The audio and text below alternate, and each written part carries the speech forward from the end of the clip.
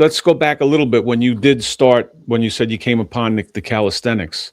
Mm-hmm. I remember seeing you a few years back. You were out at Coney Island, actually, I believe, Mm-hmm. and you did an interview with Sean G. Yes. Way back. Wow. That was some years ago. I saw that. I always remember that. You know why I remembered it? Because you had those The wraparound visor. glasses. Yeah.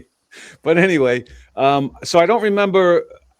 I don't remember the gist of the whole. So I don't know where you were in your journey at that time. But the point I'm trying to make is, so you start calisthenics. How then do you come to be on That's Good Money? I mean, anybody who's ever done a push up or a pull up has heard of That's Good Money. Yeah. So, and again, I don't know exactly how many females he's had on that channel. I don't think it's too many, but you've done No. over 40 collaborations with him and Yes. crazy numbers. Like you said, 2,000 push-ups and Mike Tyson push-ups and swimming and jumping out of the pool and doing squats. Yeah. So how do you go from, hey, it took me 2.5 years to do one pull-up to being on probably the biggest calisthenics channel in the world on YouTube and Yeah. doing thousands of reps? Yeah. How did that come about? That's just being in the right place, the right time. Um, you know, when the calling came, it put me in a space that was outside of my comfort zone.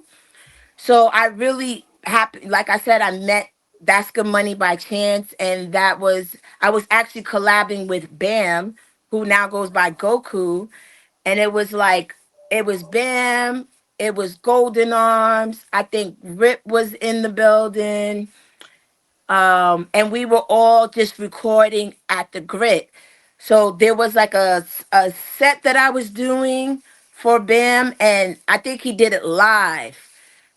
That's Good Money sees the live, you know, chimes in like, "Hey, what's up?"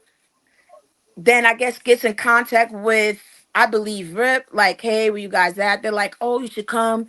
We're all in the Bronx." Right. So he just came through. I didn't know, like, I watched his channel, but you only hearing his voice. You're not seeing him.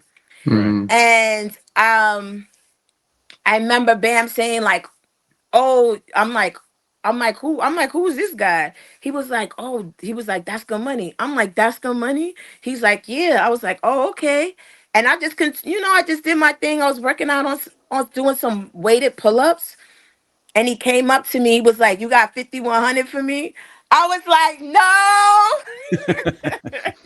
I was like, "No," but I was like, "I will have you." I was like, "I will have it for you this summer." I was like, "I promise."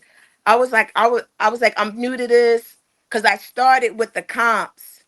So because sometimes YouTube creators will go to these comps for content, Right. I I end up seeing these individuals like, "Oh, okay." And you go to comps, you see a lot more females than you do in maybe in these certain, well, at least on George's channel.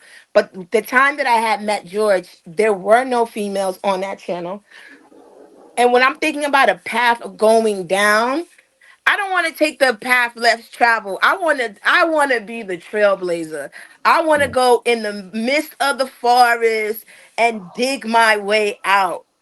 Right. So that's what I did. So I ended up doing a video for him. I think it was like 100 squats. Yeah, it was like 100 squat challenge. And the video did pretty well. And then I want to say maybe 7 months later, again, I'm out with Bam. He invites me out. "Hey, we're gonna be in XYZ Park." It's a bunch of calisthenic athletes out that day. George was one of them. George pulls up, and then I think I did my second video, and that's when I did the 5MD the first time. I think I did it in like 10 minutes, and then it wasn't until I did the battle between me and B Fit, and it was like 20 down, but it was plain cold. It was like a battle, and I did the whole 1 to 20 without touching, like having my knee hit the ground. I did it completely unbroken, Wow. and then he looked at me like, "You a little bit." different. Cause I would tell people like, yo, I would be like, yo, I could do it. I could do whatever. And he'll be like, okay, well, like, just keep training. So I just kept training. As I kept training, I kept winning. And as I kept winning, it's hard not to like pass up. Next thing you know, I think I don't know when I just started. I don't know when it happened, but I started becoming a Yeah, regularly over on that 40 times. channel. He's got your playlist has over 40 videos with him. Yeah, and that was the goal because there was no female representation on the channel. And then when you do see a lot of female representation in fitness, it's a thin line between fitness and soft pornography. That's real. So Well said. I wanted to stay completely far removed from that Hmm. because it was